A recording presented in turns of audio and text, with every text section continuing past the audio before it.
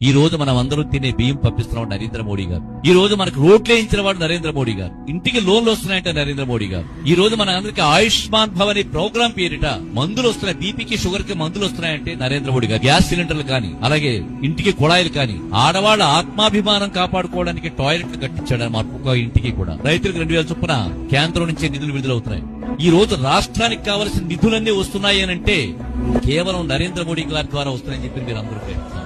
హిందూ ధర్మాన్ని కాపాడుతూ ఆర్థిక పటుత్వాన్ని మన దేశానికి ఇచ్చి ఒకప్పుడు అప్పుల్లో ఉన్న దేశాన్ని మూడో స్థాయికి తీసుకొచ్చిన నరేంద్ర మోడీ గారు భారతదేశ రక్షణ వ్యవస్థ అత్యంత పటిష్టంగా తయారు చేసిన మహానుభావుడు. భార్యను విడిచిపెట్టి ప్రజల కోసం సేవ చేసి త్యాగం చేస్తున్న మహానుభావుడు. అలాంటి వ్యక్తితోటి మనందరూ నడవలసిన అవసరం ఉందా అని చెప్పండి.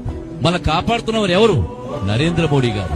నేను అందుకే భారతీయ జనతా పార్టీ తయారైంది. మీరందరూ ఈ సత్యాన్ని తెలుసుకున్నారు. ఎవరైతే మన ధర్మాన్ని కాపాడుతున్నాడో, ఎవరైతే మన జీవితాలు వెలుగునిస్తున్నాడో అటువంటి ఆయనతోటి మనం నడవడం